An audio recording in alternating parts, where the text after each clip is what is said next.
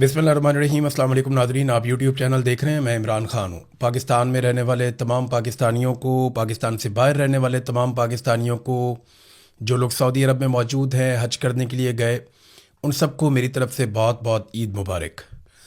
पाकिस्तान में ईद की खुशियाँ मनाना बिल्कुल अलग तरह से होता है और पाकिस्तान से बाहर बिल्कुल कुछ और होता है।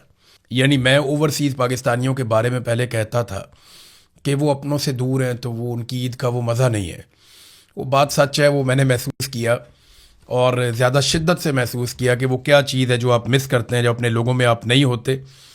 बहरहाल आप सबको ईद मुबारक। कौम का जो सबसे मकबूल लीडर है इमरान खान, उसकी छठी ईद आज जेल में हो रही है। ये कुर्बानी वाली ईद है और कुर्बानी तो पाकिस्तान में बहुत सारे लोग दे रहे हैं। इमरान खान भी एक तरह की एक बहुत बड़ी कुर्बानी दे रहा है। वो जेल के अंदर बंद है, उसकी एक आंख ज़ाया कर दी। और जब मैं ये कहता हूँ ना कि उसकी एक आंख ज़ाया कर दी, तो मैं कोई अपने ज़ाती सोर्सेज से नहीं कहता।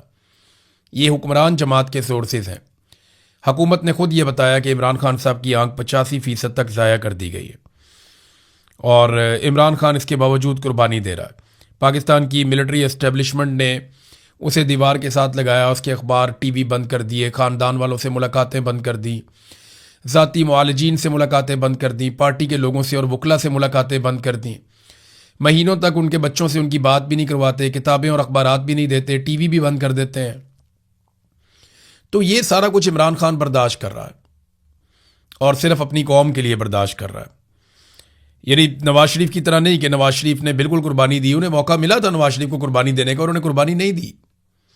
वो अपने साथियों को छोड़कर पाकिस्तान से बाहर चले गए और फिर पाकिस्तान की मिलिट्री एस्टेब्लिशमेंट से डील करके वापस आ गए।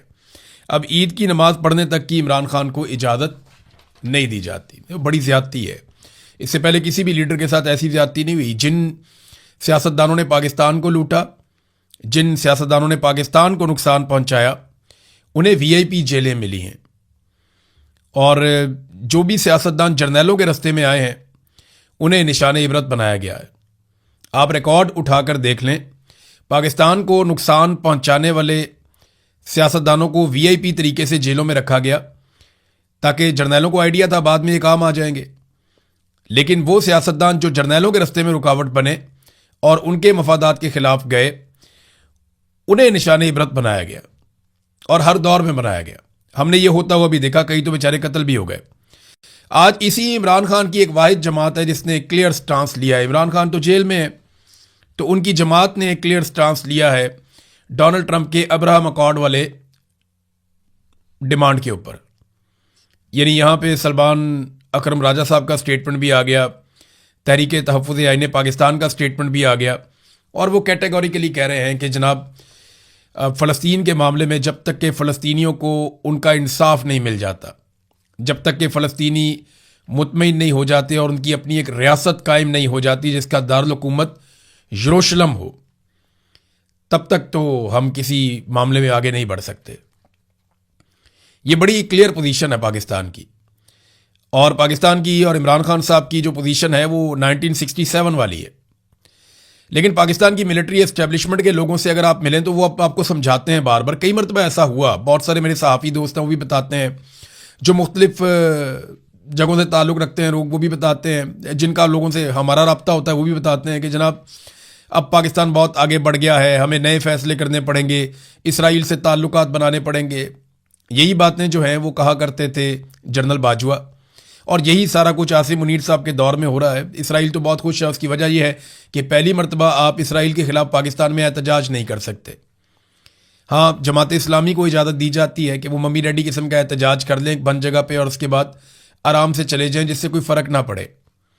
बाकी किसी को एहतजाज करने की इजाज़त नहीं है पाकिस्तान में कि वो इसराइल के ख़िलाफ़ एहतजाज करे, उनके मज़ालिम के ख़िलाफ़ आवाज़ उठाए या फ़लस्तीनियों के हक़ में वो निकले या अलग फ़लस्तीनी रियासत के लिए आवाज़ उठाए। आप देखें, बहुत इख्तलाफात हो सकते हैं तहरीक लब्बैक के लोगों से, लेकिन उनके साथ बड़ा जुल्म हुआ, उनका कत्लेआम हो गया सिर्फ इस वजह से कि वो इसराइल के ख़िलाफ़ एहतजाज करने के लिए निकले हुए थे। मुरीदके में घेर कर उनको बहुत बड़े पैमाने पर खून बहा दिया गया, वहाँ पर लोगों को कत्ल कर दिया गया, लाशें वापस नहीं दी जा रही थी। वो रिजवी बरादरान दोनों से मेरे शदीद इख्तलाफात होने के बावजूद मैं उनके हक़ के लिए हमेशा आवाज़ उठाता रहूँगा कि वो जबरी तौर पे लापता है। अच्छा, बहुत मुमकिन है वो कल को सामने आ जाएं और वो ये कहें जनाब हम तो कहीं छुपे हुए थे और मामला तय हो जाए। ये भी हो सकता है, ये भी हो सकता है। और मुझे शर्मिंदा करने की भी कोशिश की जाए उन तमाम लोगों समेत जिन्होंने आवाज़ उठाई उनके हक में कि जनाब आप इनके लिए आवाज़ें उठा दिए तो खुद ही गायब हो गए थे। नहीं, खुद गायब नहीं हुए। मेरे पास फर्स्ट हैंड इन्फॉर्मेशन थी कि इनको एजेंसियों ने अगवा कर लिया है और अब इन्हें जब तक मामला ठीक नहीं हो जाएंगे नहीं छोड़ा जाएगा। तो रिजवी बरादरान को गायब कर दिया गया, तरीके लब्बैक के लोगों का कत्लेआम किया गया, हमने सारा कुछ होते हुए देखा। पाकिस्तान तहरीक इंसाफ वो वाहिद जमात है जिसने बड़ा क्लियर स्टांस लिया है और सबसे पहले लिया है। यानी फजलुर रहमान, जमात इस्लामी सारे पीछे रह गए, पाकिस्तान तहरीक इंसाफ ने सबसे क्लियर स्टांस सबसे पहले आकर ले लिया। क्या हो जाएगा? डोनाल्ड ट्रंप नाराज हो जाएगा तो क्या फर्क पड़ता है? इमरान खान कौन सा बाहर आ रहा है? भाई अमेरिका को पता चले कि ये एक अलग पॉलिटिकल पार्टी है, भाई इनका एक मौकिफ है और इनकी कल को हुकूमत भी आनी है। आप रास्ता नहीं इनका रोक सकते। पाकिस्तान में अवाम का रास्ता कौन रोक सकता है? ख्वाजा आसिफ साहब के साथ एक के बाद एक ज्यादती होती है और बड़ी सख्त ज्यादती हो जाती है। पहले उन्होंने एक इसराइल के खिलाफ ट्वीट किया, बहुत डांट टपट के बाद वो ट्वीट डिलीट हो गया। ख्वाजा साहब के लिए बड़ी शर्मिंदगी वाला मामला बन गया। अब देखें ना, मुझे इस बात पे एतराज़ नहीं है कि ख्वाजा साहब क्या ट्वीट करते हैं और क्यों डिलीट करते हैं। मेरा प्रॉब्लम यह है कि एक वज़ीर दिफा की एक इज़्ज़त होती है, एक मुकाम होता है। ख्वाजा साहब इतनी दफ़ा मेंबर कौमी असम्बली बने, आखिरी 3 मरतबा तो मुतनाज़ ही बने, उनको ज़बरदस्ती बनाया गया। 2013 में भी उनकी सीट मुतनाज़ थी, 2018 में भी मुतनाज़ थी, बल्कि उन्होंने खुद कहा कि मैंने तो जनरल बाजुआ से कह के सीट ली है।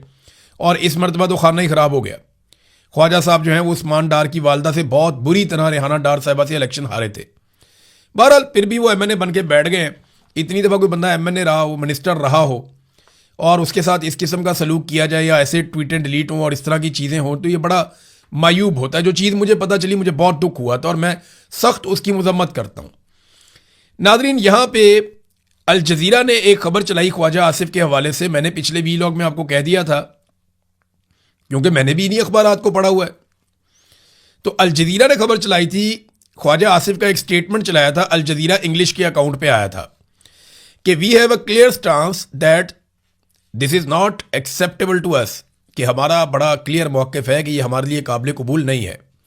Pakistani defence minister Khawaja Asif says that he does not believe that Islamabad should join the Abraham Accord normalising relations with Israel, reports Indian media. वो कहते हैं इंडियन मीडिया ने रिपोर्ट किया है कि इसराइल के साथ ताल्लुकात नॉर्मलाइज करने के हवाले से ख्वाजा आसिफ ने कहा है कि मुझे यकीन है कि पाकिस्तान जो है वो अब्राहम अकॉर्ड का हिस्सा नहीं बनेगा, इसको ज्वाइन नहीं करेगा। ये ख्वाजा आसिफ ने कहा। अच्छा, अब जनाब अल जज़ीरा की तरदीद भी आ गई। अब आप ये देखें ना कि ख्वाजा आसिफ के खाते में इतना प्यारा स्टेटमेंट गया कि हम अब्राहम अकॉर्ड का हिस्सा नहीं बनेंगे।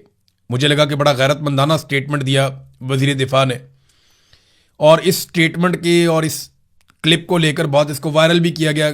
ये जो एक स्क्रीनशॉट है, इस स्क्रीनशॉट को बहुत वायरल किया गया, बताया गया दुनिया को देखें जी स्टांस ले लिया ख्वाजा आसिफ ने।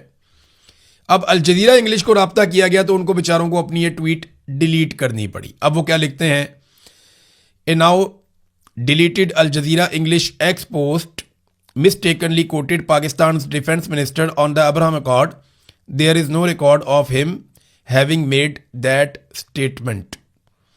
वो कह रहे जी हमें ये ट्वीट ख्वाजा आसिफ की हवाले से जो हमने एक लगा दी थी हमें डिलीट करनी पड़ी है अब्राहम अकॉर्ड के बारे में, और इस तरह का कोई रिकॉर्ड नहीं मिला कि उन्होंने कोई ऐसा बयान दिया हो। जिस बयान के ऊपर इतरा रहे थे, चौड़े हो रहे थे, वो बयान ही नहीं है बीच में। तो मेरे ख्याल में पाकिस्तान के वज़ीर आज़म को, पाकिस्तान के वज़ीर ख़ारजा को, नवाज़ शरीफ को, आसिफ अली जरदारी को, बिलावल जरदारी को, मरियम नवाज़ को, इन सबको बहुत शौक है ना स्टेटमेंट्स देने का। तो ये बयान दें ना कि डोनाल्ड ट्रंप ने गलत मुतालबा किया, जैसे पाकिस्तान तहरीक इंसाफ स्टेटमेंट दे रही है।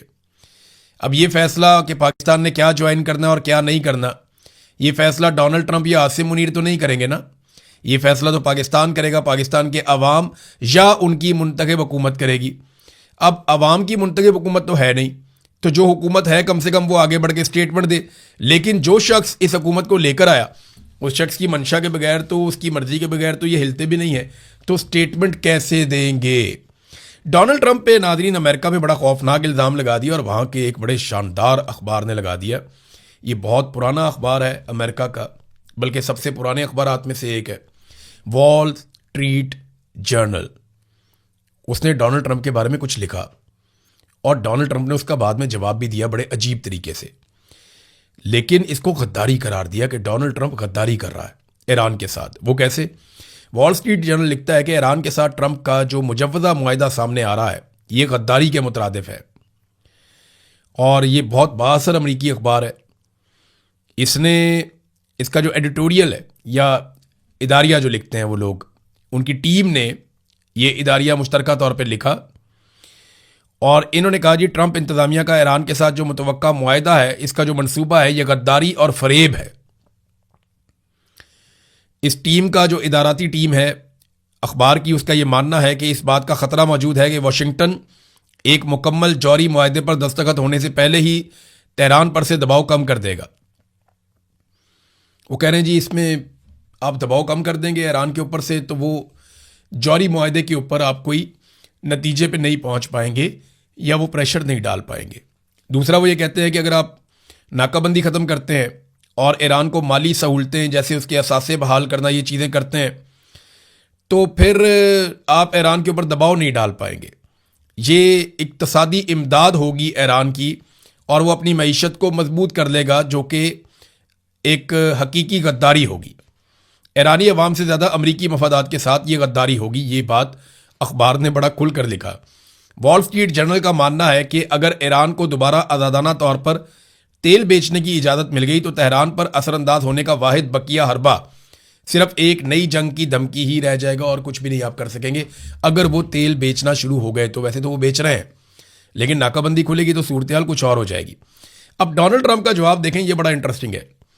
डोनाल्ड ट्रंप कहता है कि अगर ईरान हथियार डाल दे, तस्लीम कर ले कि उनकी बहरिया समंदर की तह में पहुंच चुकी है और फिजाइया अब मौजूद नहीं रही, और अगर इनकी पूरी फौज तेहरान से बाहर निकल आए, हथियार गिरा दे और हाथ उठाकर कहे कि मैं हथियार डालता हूं, मैं हथियार डालता हूं, ये चिल्लाती हुई सफ़ेद झंडा लहराती फिरे, और अगर इनकी बाकी मानदा क़यादत तमाम ज़रूरी सरेंडर दस्तावेजात पर दस्तखत कर दे और अमरीका की अजीम ताकत के सामने शिकस्त तस्लीम कर ले, तो फिर भी New York times, China street journal, यानी वॉल स्ट्रीट जर्नल को वो चाइना स्ट्रीट जर्नल कहते हैं, करप्ट और अब गैर मुअस्सर CNN और दीगर फेक न्यूज़ मीडिया यही सुर्खी लगाएंगे कि ईरान ने अमेरिका पर एक शानदार और फैसलाकुन फतह हासिल कर ली।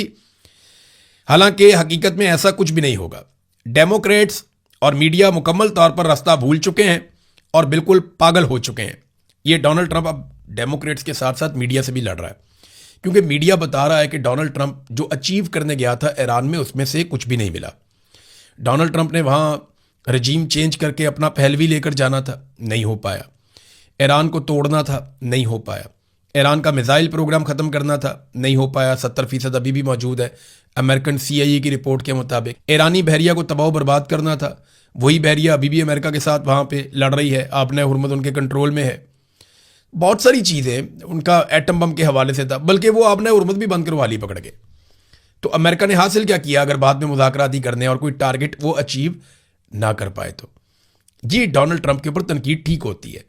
अब मीडिया तनकीद करता है, डोनाल्ड ट्रंप मीडिया के ऊपर चढ़ जाता है और मीडिया ने अब इसको गद्दारी करार दे दिया है। दूसरी जानिब ये मीडिया गद्दारी क्यों करार दे रहा है, एक बात आप जहन में रखिएगा कि इसराइल का ना बहुत इन्फ्लुएंस है अमेरिका में और अमेरिकन की सोच के ऊपर। ख़ास तौर पे अमेरिकन मीडिया के अंदर भी इसराइल का अच्छा खासा इन्फ्लुएंस है। अमेरिकन मीडिया मुझे ऐसा लगता है कि कभी कभी जो बोलता और सोचता और जो बात करता है उसमें कहीं ना कहीं इसराइली लॉबी का कोई किरदार ज़रूर होता है। ऐसा नहीं हो सकता कि वो बिल्कुल यकतरफा हो जाए। देखें, कई मीडिया वाले ऐसे लोग हैं जो ये कहते हैं कि इसराइल ने अमेरिका को इस्तेमाल किया, कई सियासतदान भी ये बात कहते हैं। लेकिन ये सबको मानना पड़ेगा कि छोटा सा मुल्क है इसराइल और वो सुपर पावर की बहुत सारी चीज़ों को कंट्रोल करता है। अभी वहाँ पे एक नेशनल सिक्योरिटी की मीटिंग हुई है, नेतन्याहू ने ली और उसके साथ उसके सारे वज़रा बैठे हुए थे और बड़े हार्डलाइनर से इन्होंने बड़े सख्त स्टेटमेंट दिए हैं। लेकिन उनके वज़ीर ख़जाना ने कहा कि हमें वाइट हाउस में ऐसी सपोर्ट कभी भी नहीं मिली जो टीम हमें अब वाइट हाउस में मुयस्सर है, और जो उन्होंने हमारे लिए किया वो इससे पहले कभी कोई नहीं कर पाया और शायद आइंदा भी मुश्किल हो जाएगा। फिर उन्होंने नेतन्याहू को इसका सहरा बांधा कि नेतन्याहू वो आदमी है जिसने डोनाल्ड ट्रंप को कायल किया और अमेरिका को इस लड़ाई के अंदर साथ लेकर आया और अपने साथ लड़ने के लिए उसको साथ खड़ा किया। ये नेतन्याहू को उन्होंने क्रेडिट दिया। बहरहाल एक दबाव नेतन्याहू के ऊपर यह भी डाला गया कि कुछ ना कुछ करके अमेरिका को दबाव डाला जाए कि वो इस किस्म का मुआहदा ना करे जिस किस्म की मुआहदे की खबरें बाहर आ रही हैं। अब ये बड़े सख्त मौक़िफ़ हैं जो लिए गए हैं इसराइल के अंदर से। इसराइली वज़ीर दाखिला सिक्योरिटी, ये कौमी सलामती के वज़ीर हैं बैन गवीर, ये वही वज़ीर है मेरे ख्याल में जो जाके वीडियो एक जारी कर दी थी, वो फ्रीडम फ्लोटिला वाले जो गए हुए थे इंसानी हकूक़ के अलमबरदार कारकुन, उनके साथ जो जुल्म हुआ था। तो अब ये कहते हैं जी हिज़्बुल्लाह के हमलों पे इन्होंने बयान दे दिया। इन्होंने कहा जी मैं नेतन्याहू से मुतालबा करता हूँ कि ट्रंप को फ़ोन करें या उनके पास जाएं, उनके सामने मेज़ पर हाथ मारें और ज़ोर देकर कहें, ये वाज़े कर दें कि रियासत अमेरिका ये सब कबूल करने के लिए तैयार नहीं है, ना ही वो इसे बर्दाश्त करने के लिए तैयार है। देखिए, इसराइल में नेतन्याहू के ऊपर दबाव तो बहुत आ रहा है। उस दबाव को मैनेज करने के लिए बज़ाहिर ऐसा दिखाई दे रहा है कि इसराइल ने अपने हमले तेज़ कर दिए हैं गज़ा पे और लबनान पे। अभी लबनान पे जो हमले रिपोर्ट हुए, थोड़ी देर पहले मैं पढ़ रहा था, 31 लोग शहीद हुए हैं गुज़िश्ता 24 घंटों में। इसी तरह गज़ा में एक बड़ी मसरूफ़ जगह के ऊपर गली में जहाँ पे बकरा ईद की कुर्बानी और ये वो चीज़ें वो इकट्ठे होते हैं लोग, तो वहाँ पे भी हमला किया गया। वो बड़ा शदीद हमला था और उसके अंदर अभी जानी नुकसान रिपोर्ट नहीं हुआ, प्रॉपर खबरें हमारे पास नहीं आई। तो गज़ा पे या लबनान पे इसराइली अटैक बहुत तेज़ हो गए हैं। शायद वो ईरान के साथ लड़ाई में जो सुबकी हुई है उसको मिटाने के लिए या उस खिफ़त से जान छुड़ाने के लिए, मुझे ऐसा लगता है कि उन्होंने ये हमले तेज़ कर दिए हैं। दूसरी जानिब रूस ने नाज़रीन यूक्रेन के ऊपर अटैक एकदम बहुत तेज़ कर दिए और वो कीव के ऊपर उन्होंने हमले किए हैं और हमलों में बहुत ज़्यादा इजाफा हो गया है। रशिया ने कुछ ख़तरनाक बयानात भी दिए हैं, वहाँ लड़ाई शिद्दत इख्तियार कर रही है। रूसी वज़ीर ख़ारजा की अमरीकी वज़ीर ख़ारजा के साथ बातचीत हुई तो उन्होंने कहा जी अपना हमला आप निकाल दें। यूरोपीय यूनियन को भी उन्होंने कहा जी अपने अपने ममालिक के जो सफ़ीर हैं आप वो यहाँ से ले जाएँ, क्योंकि यहाँ पे अब हमले तेज़ कर देंगे। इन्होंने हमारे सिविलियंस को मारा, हम जवाबी कार्रवाई में बड़े शदीद हमले करने वाले हैं। तो एक तो रशिया जो है वो उसके यूक्रेन के ऊपर अटैक बहुत तेज़ हो गए हैं। दूसरी जानिब ईरान की वजारत खारजा ने खबरदार किया है कि गुज़िश्ता 48 घंटों में अमेरिका की जानिब से जो कुछ भी हुआ है इसके नताइज अच्छे नहीं होंगे। अगर हमारे ऊपर हमले जारी रहे और हमें मजबूर किया गया तो हम बहुत शिद्दत के साथ वापस हमले करने पर मजबूर हो जाएंगे। ईरान दावा कर रहा है कि आबनाए हुर्मुज़ से गुज़िश्ता 24 घंटों में मज़ीद 25 जहाज़ गुजरे और वो सारे के सारे ईरान की इजाज़त से नए तरीक़ाकार के तहत गुजरे हैं, जबकि अमेरिका जो है वो इसके बरक्स दावा कर रहा है कि नहीं, ईरान का कंट्रोल अब वहाँ पे नहीं है और वो अपनी मर्ज़ी से वहाँ से बहरी जहाज़ गुजर रहे हैं। लेकिन ईरान बाकायदा सबूत भी देता है, ख़बरें भी चलाता है, वो ये बताता है कि आबनाए हुर्मुज़ के ऊपर अब भी पूरा कंट्रोल ईरान का है। नाज़रीन, इन चीज़ों पे हम नज़र रखेंगे। एक मरतबा फिर आप सबको बहुत बहुत ईद मुबारक। अल्लाह ताला आप सबको खुशियाँ अता फ़रमाए। मेरी एक गुजारिश है कि कोशिश करें कि कुर्बानी की इस ईद पे आप उस कुर्बानी को याद करें जो हकीकी जज्बा है कुर्बानी का, और जो कुर्बानी हमेशा हक मांगता है, उस कुर्बानी के जज्बे को ज़रूर याद रखें। अब तक के लिए इतना ही। अपना ख्याल रखिएगा, अपने इस चैनल का भी। अल्लाह हाफ़िज़।